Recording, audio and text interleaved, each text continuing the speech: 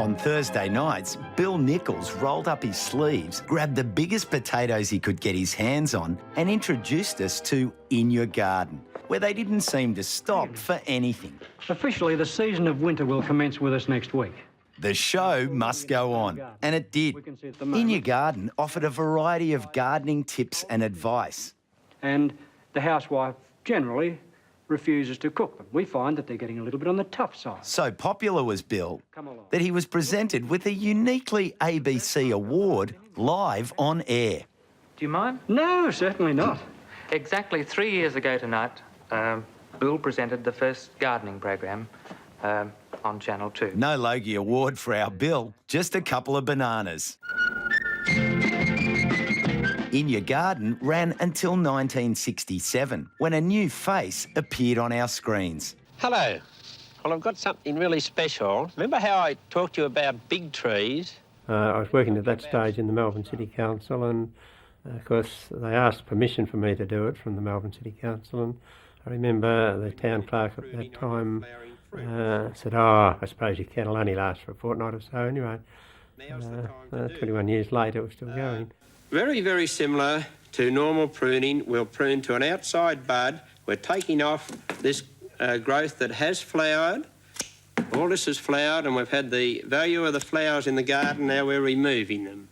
In 1969, So What moved to Kevin's own garden in outer Melbourne, where each episode was recorded as if it were going to air live. All right, our vegetable garden. Now, perhaps the important thing here, I have beans, I have peas, and then I have some lettuce. While So What was giving Victorian gardeners their fix of compost and cultivars, Alan Seal had been whistling away since 1970 with the New South Wales version of In Your Garden. Lismore is noted for its floral festival, which is held in spring when so many of the show gardens feature great masses of annuals. And in Queensland, Ross McKinnon was hosting Good Gardening, showcasing all the beautiful blooms and plantings of the Sunshine State. Now, you are planting through here, but you're only planting... I reckon I'd shave my beard for a pair of long white socks like that. Actually, no, I wouldn't. How's your compost been going? Meanwhile, back in Victoria, Kevin Heinze was coming to the end of a 21-year reign. I'd like to thank quite a lot of people, really, but in the sense, the ABC for asking me to be presenter a long time ago. They didn't ask me because I was handsome, you can see that. And a very familiar face was taking over the microphone, literally. We're visiting now the garden of James Hitchmore. James, welcome. Welcome. In that same year, the state-based shows were replaced with a single weekly national show, Garden Australia, that would focus on what the whole country was growing in the backyard. Hello and welcome to a brand new program, Garden Australia. This is a program about things that you can smell, things that you can eat and things that you can admire. Things that you can even love and hug. Husband and wife team Sandra and Graham Ross started off the New Look show, and again, Jane Edmanson was part of the team. Hello there, I'm Jane Edmanson with Victoria's part of Garden Australia.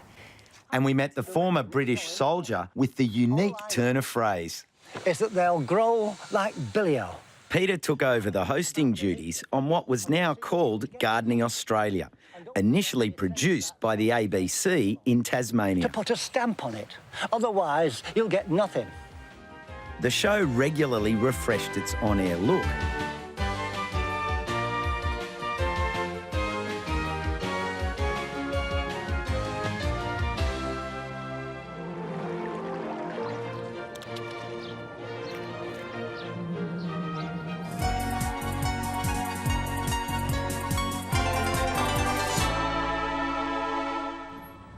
And we were introduced to many more new presenters, including Neville Passmore from Western Australia. Make sure you park in the shade because, like us, plants don't like to be roasted either. We met colourful top-end writer Leonie Norrington, from New South Wales, journalist and gardener Mary Moody, horticulturist Malcolm Campbell, plantsman John Colwell, landscape architect John Patrick, native plant specialist Angus Stewart, And in Queensland, the late Colin Campbell took gardening to the golf course. That's on the western outskirts of Brisbane City. Oh, hole in one! While Stephen Ryan hosted the show from 2009 to 2011. Over our 1,500 episodes, Gardening Australia has embraced huge advances in technology. The arrival of high definition allows plants and flowers to shine with a detail we've never seen before. New lightweight cameras let us film in places and conditions that were previously impossible. We'll continue to look at the big picture and down to the beautiful detail of plants and flowers and all those who share their passion for gardening.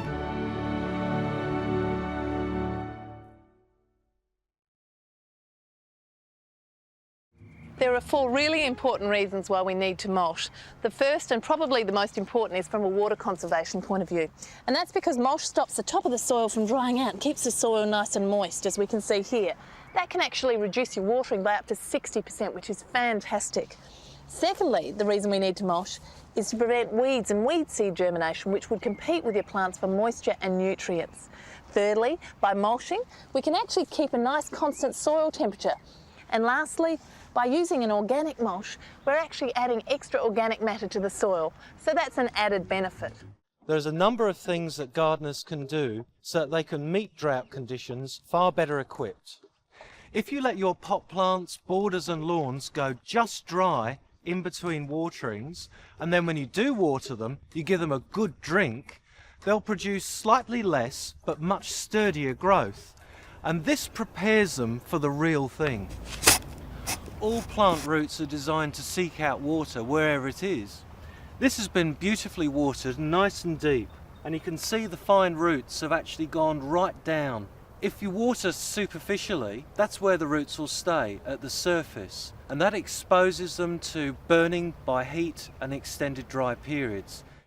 Now look, Josh, I've got to ask you this in my garden here in Tasmania. What do you think of my soil? Pete, you're showing off. I know. It's rich, it's crumbly, it's wonderful stuff. I've got to ask too, how does it compare with your soil in Western Australia, in your garden? Well, look, I'm basically growing on sand, and it is tough, but I'm working on it. How would you enrich it? With compost, and loads of it. And it's a lovely brew, isn't it? I've got to ask you again. Look, have you ever tried it on your muesli in the morning? Oh, muesli? Don't be silly. I'm a permie. We put it on toast. Of course you do. You know, we do have a lot in common, and that's what this programme's all about.